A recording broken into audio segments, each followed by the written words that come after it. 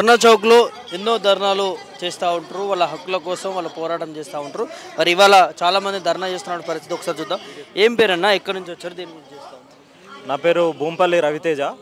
మాది బాంసెఫ్ హనుమంద సంఘమైనటువంటి భారతీయ విద్యార్థి మోర్చా రాష్ట్ర ప్రధాన కార్యదర్శిగా పనిచేస్తూ ఉన్నా నేను.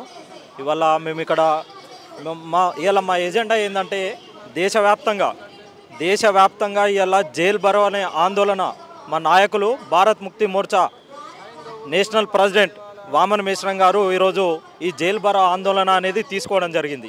ఎందుకు అనంటే ఈ దేశంలో ఈవీఎంల ద్వారా ఈవీఎంలను ట్యాంపరింగ్ చేస్తూ ఇలా పాలక వర్గాలు అధికారంలోకి వస్తూ ఇలా మా ఎస్సీ ఎస్టీ బీసీ మైనారిటీల ఓట్లను కాలరాసే ప్రయత్నం చేస్తూ ఉన్నారు.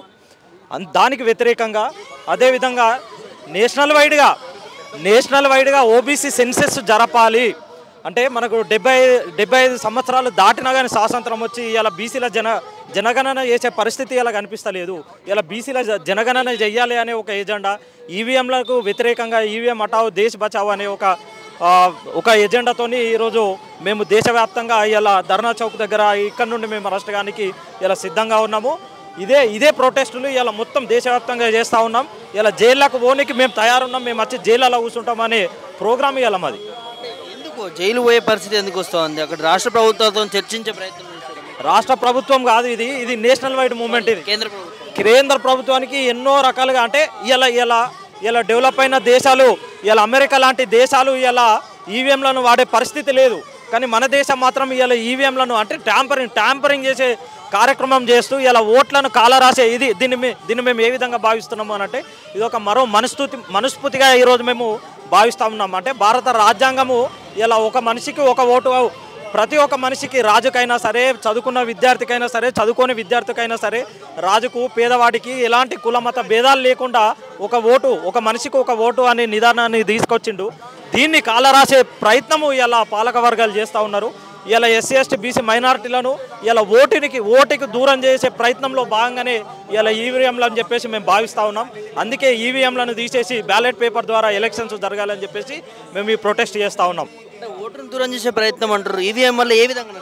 ఈవీఎంలు ఇలా ట్యాంపరింగ్ చేస్తున్నారు అని చెప్పేసి ఈ దేశంలో ఉన్నటువంటి ఎంతోమంది మేధావులు ఎగ్జాంపుల్తో సహా ఇలా బయట పెట్టినా కానీ మళ్ళా ఈవీఎంలతోనే ఈరోజు ఎలక్షన్స్ జరపడము అంటే దీని ఉద్దేశం ఏంది అంటే ఓట్లను కాలరాసే ప్రయత్నం ఇలా పాలక వర్గాలు చేస్తూ ఉన్నాయి. దానికి వ్యతిరేకంగా ఈవీఎంలను రద్దు చేసి కేవలం బ్యాలెట్ పేపర్ ద్వారానే ఇలా ప్రజాస్వామ్యం బతికే అవకాశం ఉంది. కాబట్టి బ్యాలెట్ పేపర్ ద్వారానే ఇవాళ ఎలక్షన్ జరగాలని చెప్పేసి మా డిమాండ్. ఇది 100% సాధ్యమవుతుంది.